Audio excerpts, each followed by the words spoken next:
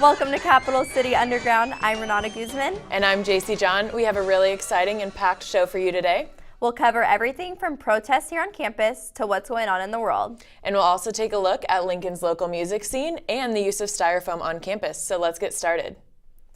This morning, President Obama presented the Medal of Honor to a retired Army captain at the White House.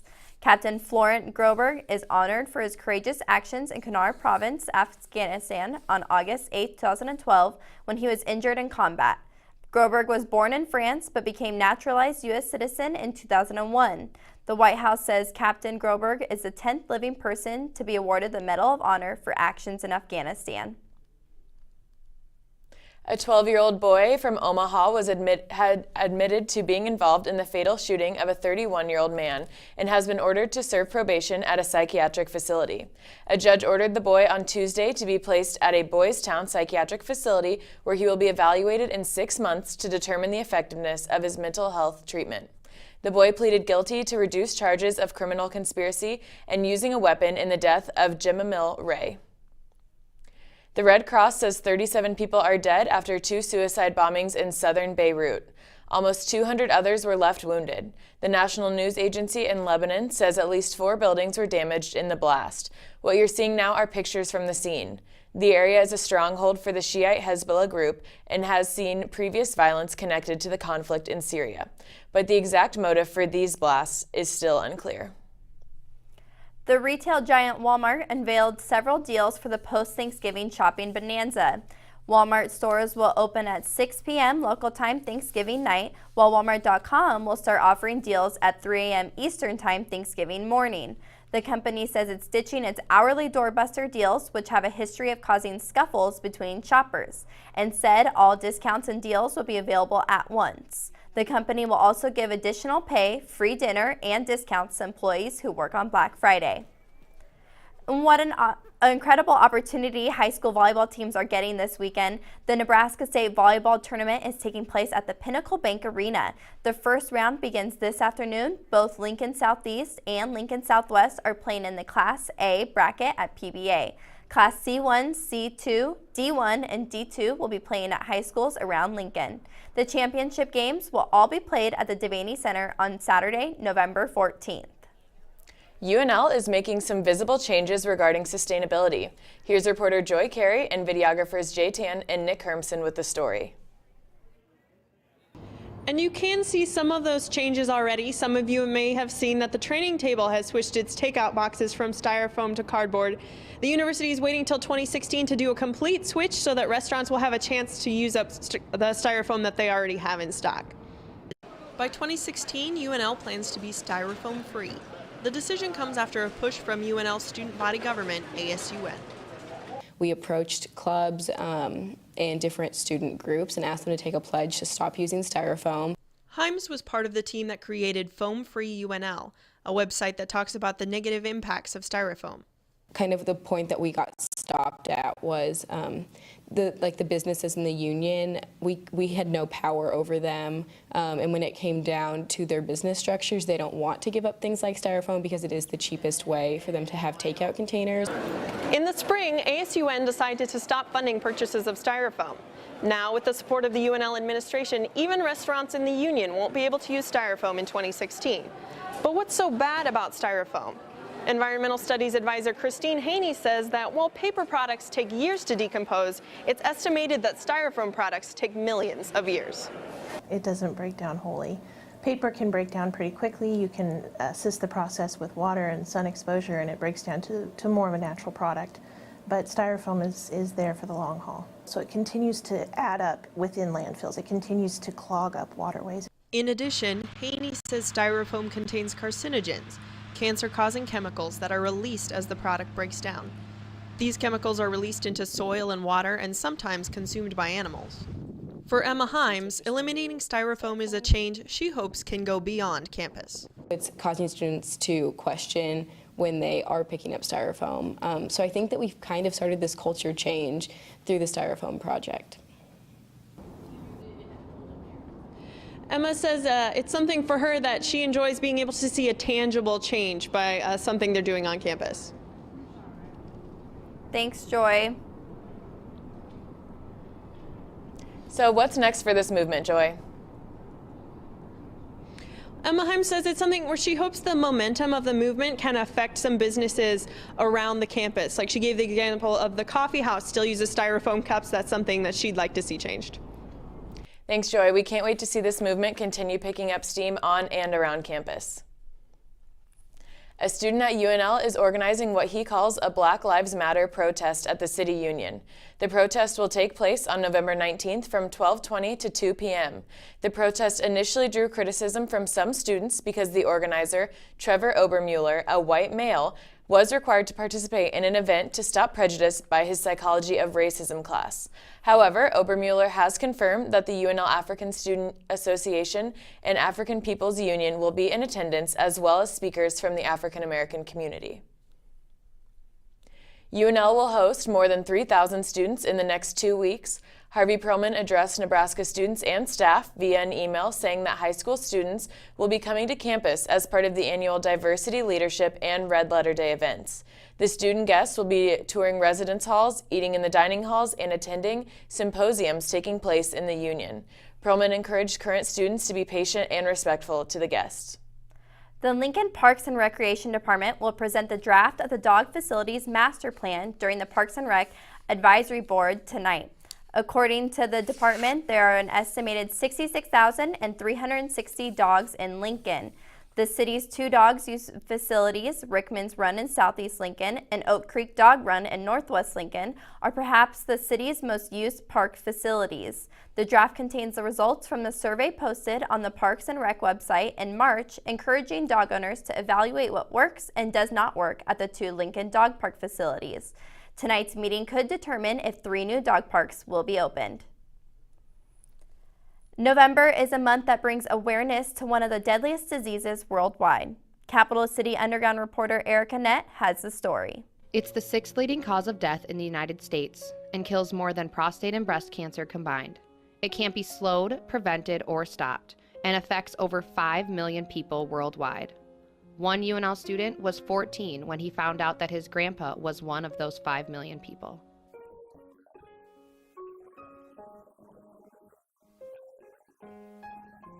Now, 10 years later, Alex Washa knows exactly what that reality is like.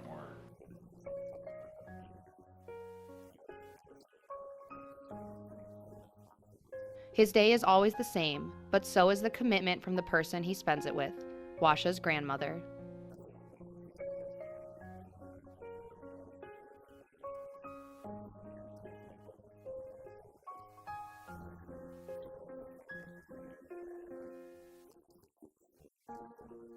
Michelle Carlson has spent 8 years working at the Arbors, a memory care facility in Lincoln. In her career, she has witnessed firsthand how this disease can financially, emotionally, and mentally affect a family.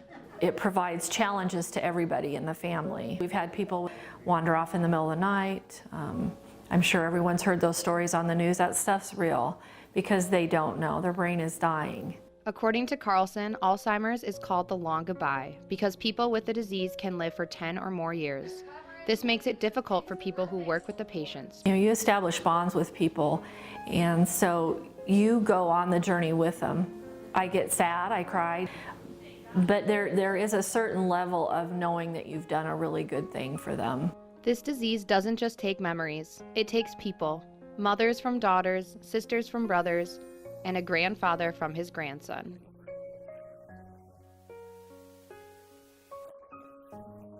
But for Washa, the worst part about the disease is that he never got to know who his grandpa was before he was diagnosed.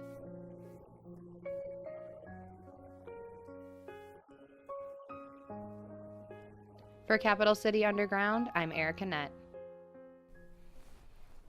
That story gets you. It definitely brings tears to your eyes. I had a great opportunity to meet Mel Adams, who that story is about there, and you would never know that he doesn't know who you are. He is so nice, and he's just that person. No matter what, if he knows you or not, he's so nice to you. Right, I can understand that. Alzheimer's seems to be something that comes on quickly and takes the memory very quickly. It does. So we'll take a fast break, and when we come back, we'll hear about Lincoln's local music scene. Stay with us.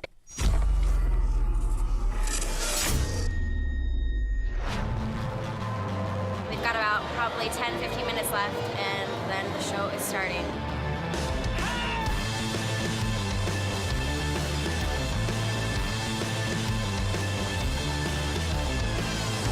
The most innovative designers are students. It's just unabashed, like, creativity. It's incredible. And I get really excited knowing that kids are still into it. There's just no other industry like it.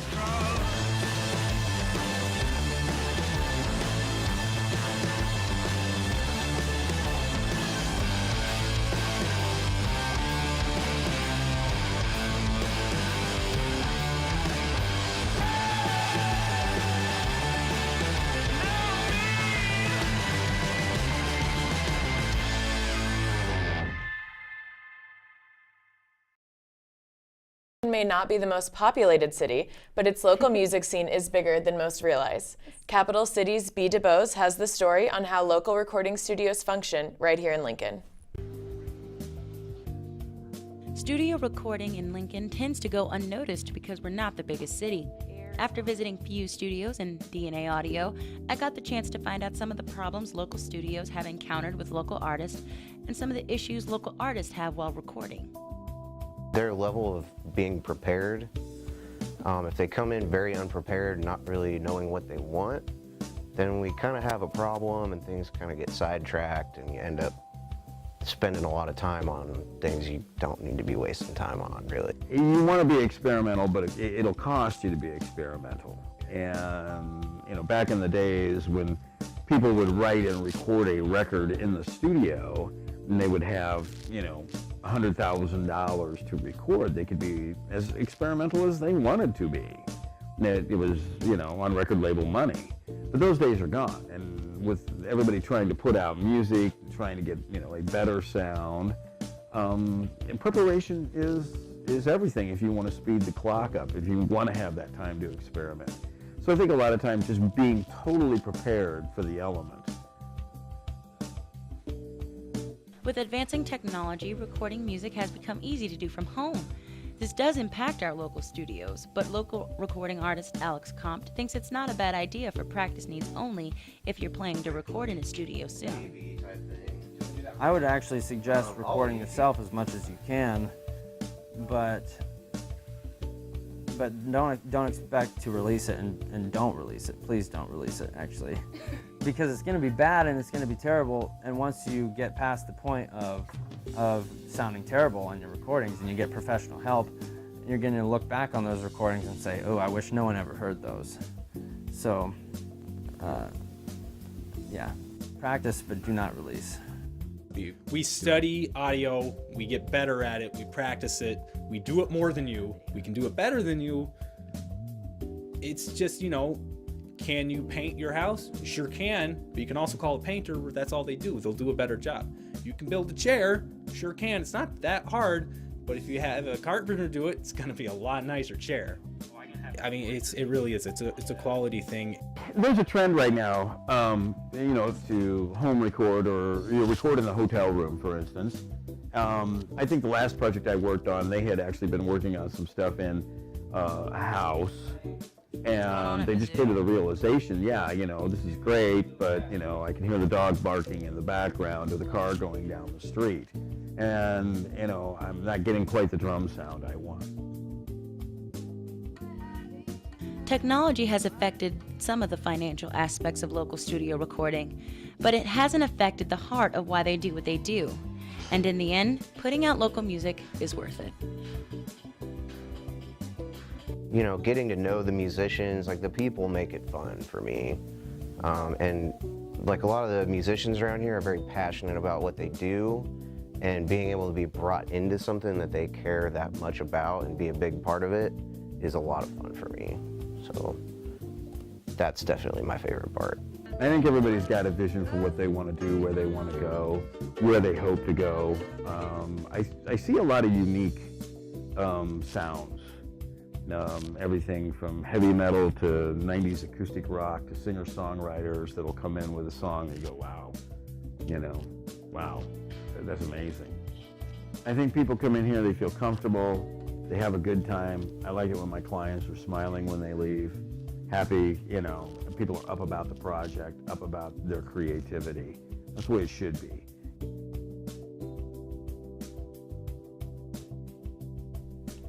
Well, Daisy, I never had an idea that there were so many different bands. Me neither. In Lincoln, or so many different ways that you can record your music. Right, a lot of local music here in Lincoln. There is. So coming up after the break, we will head to the weather with Audra and Jake, where they will give us an update on the chill we may be seeing soon.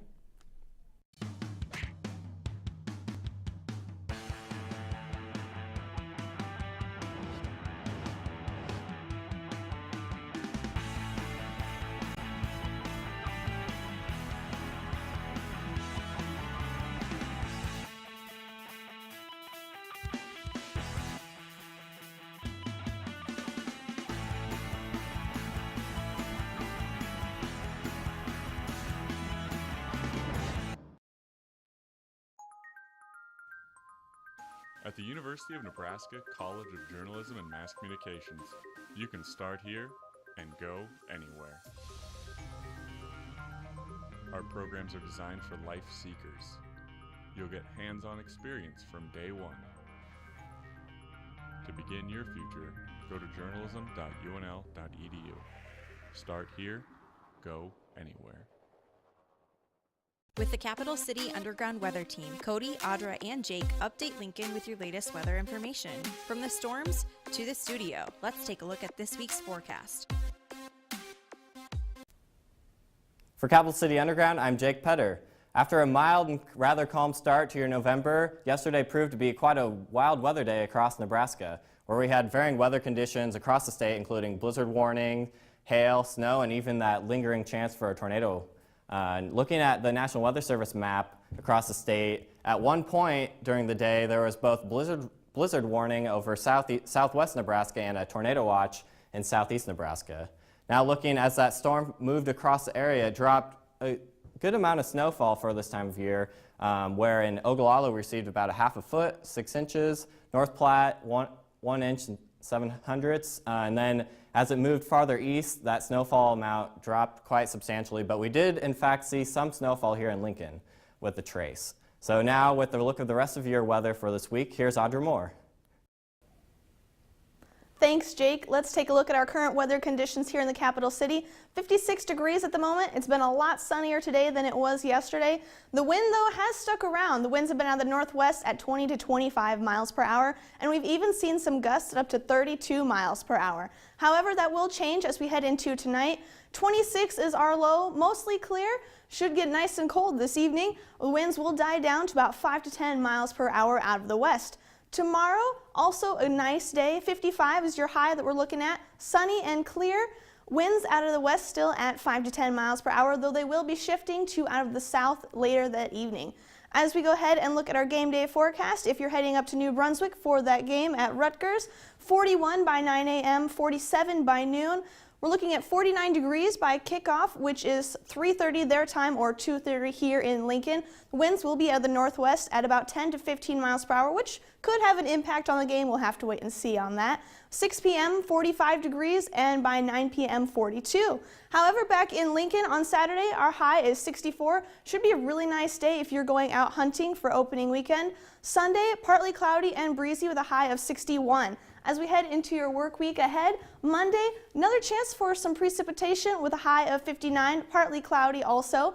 On Tuesday, also another chance for some precipitation, mostly cloudy throughout the day. It could turn into some snow. We'll have to wait and see. Not sure if it'll be more than a trace again like yesterday. A high of 53 on Tuesday. As for Wednesday, partly cloudy with a high of 51. Also a nice day. For Capital City Underground, I'm Audra Moore. JC and Renata, back to you at the desk.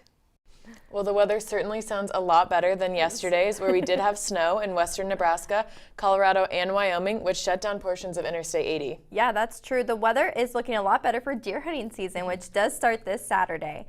So let's take a look at sports, where our own Kelsey Bathke took a heavy look at one of UNL's newest athletic clubs. From big time to little known, sports are happening all across Nebraska's campus all the time. An inside look at what our Huskers are doing happening right now.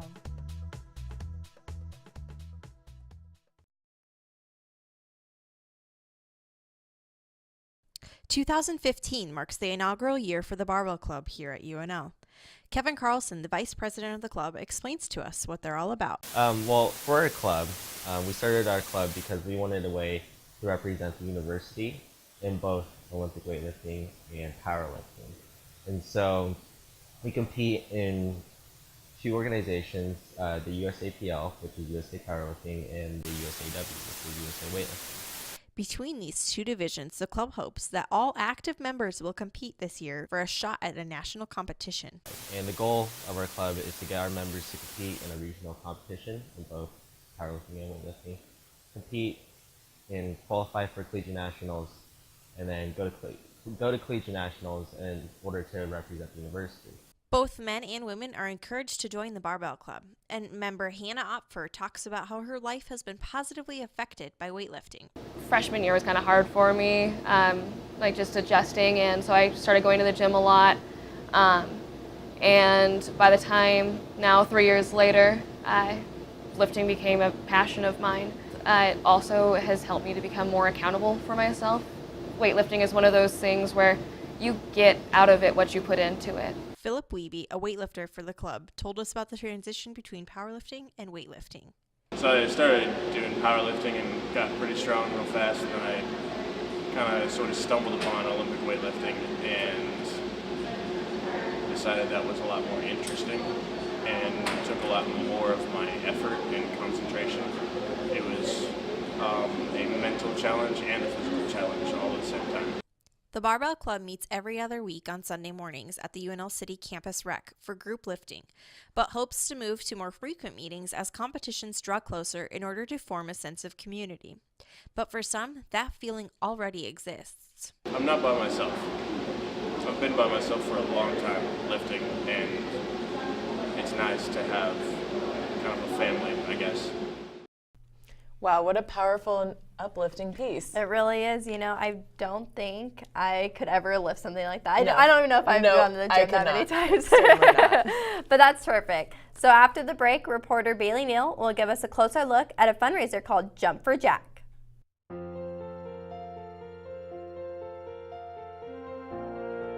Picture yourself in a masterpiece building, surrounded by the work of great American masters.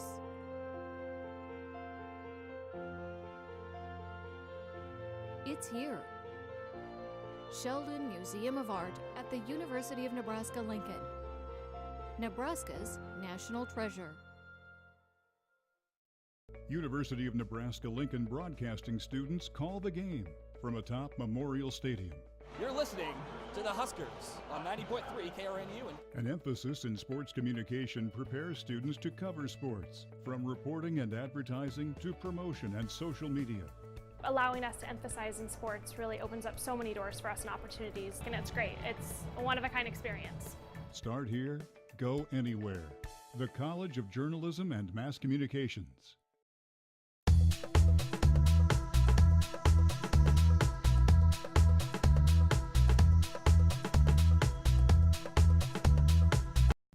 Standing by at the Union is reporter Bailey Neal, who went to defy gravity to find out more about Jump for Jack, an event happening tomorrow to raise money for Team Jack and pediatric brain cancer. Let's go live to Bailey for more. Thanks, JC. I'm here with Erin, the Director of Marketing for the Team Jack Foundation. And in case some people don't know, I know there might be some people living under rocks, but what is the Team Jack Foundation? The Team Jack Foundation, we raise money for pediatric brain cancer research. It's nationwide, all across the United States. We fund pediatric brain cancer research. We now will be putting funds, though, in the state of Nebraska. So that's something that we're very proud to say. So that's what the Team Jack Foundation does. Definitely. And so tomorrow, there's a big event here in Lincoln. Can you tell us a little bit about that? It's at Defy Gravity, and just explain the rundown for what people can expect. Yeah, it should be a lot of fun. It's called Jump for Team Jack. It's $27 a person, but that includes basically you get into everything, and you get a free meal. There should be a lot of fun things going on.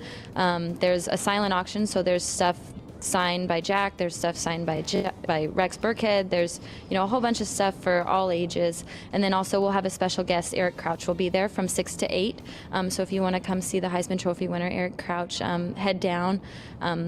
There is a deal, though. If you get 4 tickets, you get the 5th one free, so don't forget about that. So get a whole bunch of your friends and come down. But half of the proceeds go to the Team Jack Foundation, so it should be a fun event just to get families involved, college kids involved, just to come down and raise money for a good cause. So. Awesome. And will Jack be there?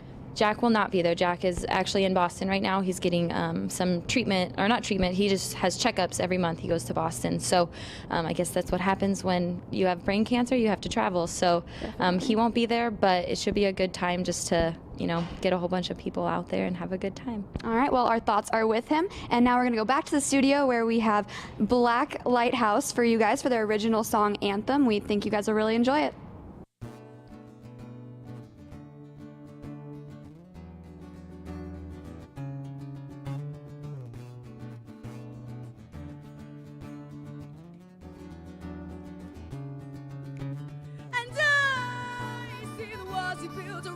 Child of promised land, atop the bones of the righteous man. You say, welcome to my pearly gates, and point the gun back in my face. Seconds to turn away or relent today, oh today.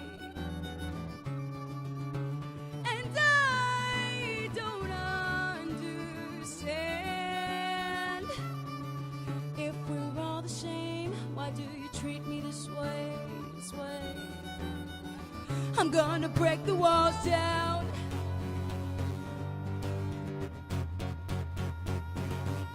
Break them down.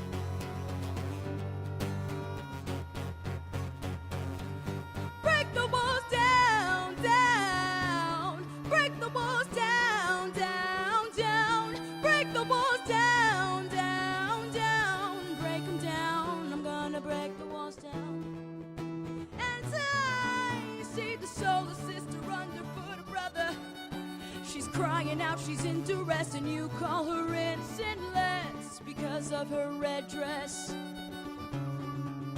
And I don't understand. If we're all the same, why treat her this way? I'm gonna break them down.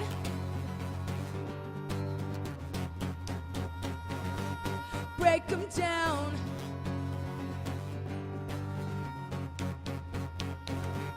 Break the walls down, down, down. Break the walls down, down, down. Break the walls down, down, down. Break them down. Break them down. I'm gonna break them down, down, down. I wanna break them down.